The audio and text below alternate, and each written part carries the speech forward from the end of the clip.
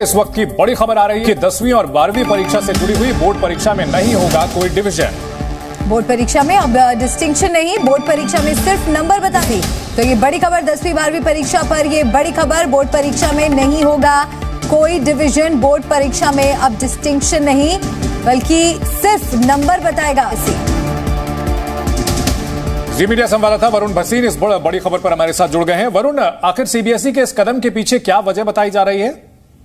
जी बिल्कुल, देखिए पिछले काफी समय से लगातार सीबीएसई इस पर काम कर रहा था और अलग अलग राज्यों से अलग अलग तरीके की रिक्वेस्ट सामने आ रही थी, लेकिन सबसे बड़ा फोकस जो सीबीएसई का ये था कि बच्चों के जिस वक्त जो मानसिक तनाव होता है उसको किस तरह से कम किया जाए, वो कंपटीशन को एक हेल्दी वे में किस तरह मोड़ा जाए। इस पे पिछले लगातार न्यू एजुकेशन पॉलिसी के बाद से ही काम चल रहा था और इसमें पहला कदम इस वक्त पिछले साल रिजल्ट्स के दौरान ही ले चुकी थी सीबीएसई, जिसमें उस टाइम पे रैंकिंग दिखाना बंद कर दिया था। और उसके बाद अब सीबीएसई की तरफ से ये जानकारी दी गई है कि वो डिस्टिंक्शन और डिवीजन के बारे में अब आपको जानकारी नहीं दी जाएगी, आपको वो सब्जेक्ट्स के बारे में उनका जो मार्किंग है उससे ही अपना आगे जो कॉलेजेस का इस वक्त एडमिशन लेते हैं उससे पता लगाया जाएगा। यानी कि वो जो रैंकिंग होती थी, जो बच्चों पर दबाव होता था जब वो 10वीं 12वीं की परीक्षा देने जाते थे, जो वो बोर्ड एग्जामिनेशन का एक तरह से रॉ भाषा में कहूं तो हवा बना दिया जाता था, उसको कम करने के लिए न्यू एजुकेशन पॉलिसी में काम चल रहा था। पिछले साल वो रैंकिंग बंद की गई और अब